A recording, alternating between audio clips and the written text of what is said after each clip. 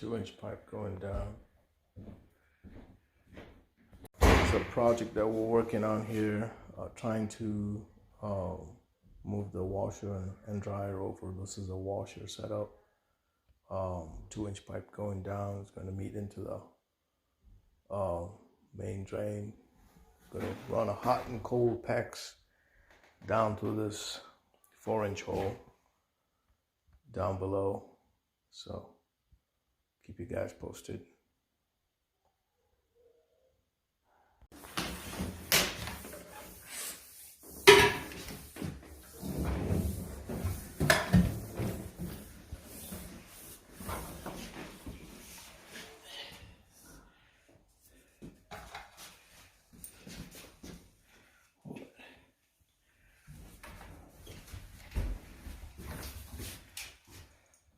Working from up top, we'll feed the 2-inch with the hot and cold PEX. These are 1/2-inch PEXs.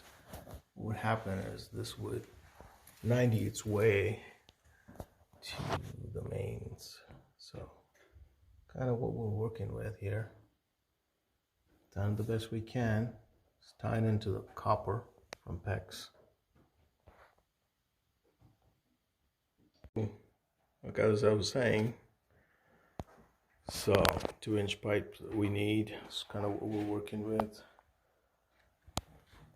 The T for the main, 2-inch to 3-inch with the P-trap and the 90.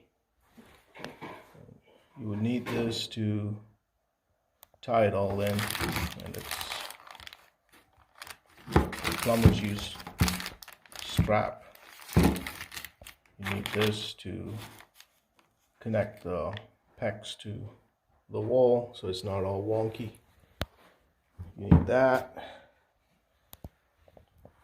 The 3x3. Plumbers use that to connect it to make a bridge to the 3-inch mains right here.